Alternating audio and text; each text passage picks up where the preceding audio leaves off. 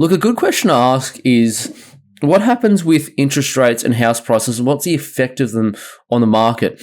Now, this is ABS data here. This only goes to about 2022 because it's the last time they extrapolated all their data accurate to this level. So this is just a graph here and you'll see the cash rate target there and you'll see basically, which is in the darker sort of navy blue. And then you'll see in kind of like the aqua blue there, the line graph of house prices. Now, you can clearly see here that basically shortly after rates dropping, there is quite generally an effect of growth. It's fairly common to see growth in markets when rates are dropping. Now, what I should say here though is that if you take the Sydney and Melbourne market out of the equation, it changes the whole thing. Now, what you can't see here is basically this graph here is almost entirely a Sydney and Melbourne market's performance because it takes up and if you include the Sydney and Melbourne, regions, so that's from pretty much Geelong right through to Mornington, and that's pretty much from Newcastle to Shellharbour to the Sydney Basin as well. That's more than 60% of this market here. So it does. Don't get me wrong, it does definitely play a large part into it, and I'll get in that in a little bit. But you can see a graduation of generally the larger markets when rates drop having a pretty immediate effect. The only time that really hasn't happened was in sort of the early 2000s, but it bounced straight back up after that.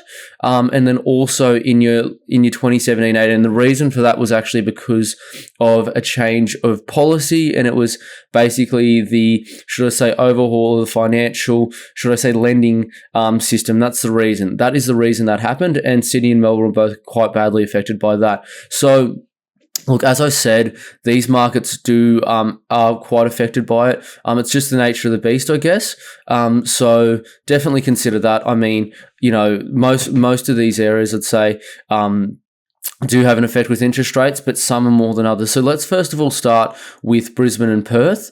So Brisbane and Perth, my apologies, Brisbane and Perth are a lot less affected by rates generally. So you can see here basically between your 2002 and sort of 2008, Brisbane and Perth actually performed quite well.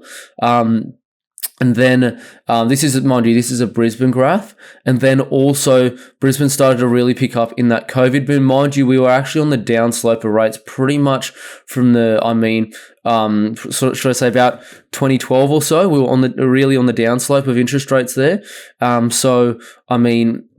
and Brisbane don't really have as much of an effect on the market really with interest rates, and it's simply because their markets aren't generally that leveraged, and also they are quite backed in resources too. So that's the other reason why they've actually done quite well counter-cyclically to the actual interest rate cycle. So that's something with Brisbane and Perth. However, if we go to Sydney and Melbourne, you'll notice here that when rates have come down, especially in your late 90s to early 2000s, and then also from pretty much your 2012 right through to your 2022, you can see there how much rates have basically affected the markets. Now, you can see basically when rates were higher, so that's pretty much your mid-2000s, pretty much to the end of, I'd say, 2010 or so.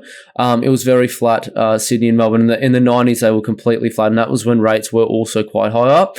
Rates were right up to about 18% then. So Sydney and Melbourne are very affected by interest rates. They are quite leveraged markets. It's not only because of the leveraged markets, it's also actually because of what money comes into them. So there's quite a bit of, international money and then also business money that is headquarters in these sorts of areas. Whereas don't get me wrong, you do have that in Perth in terms of mining, but it's a much more volatile industry, and a little bit in Brisbane too.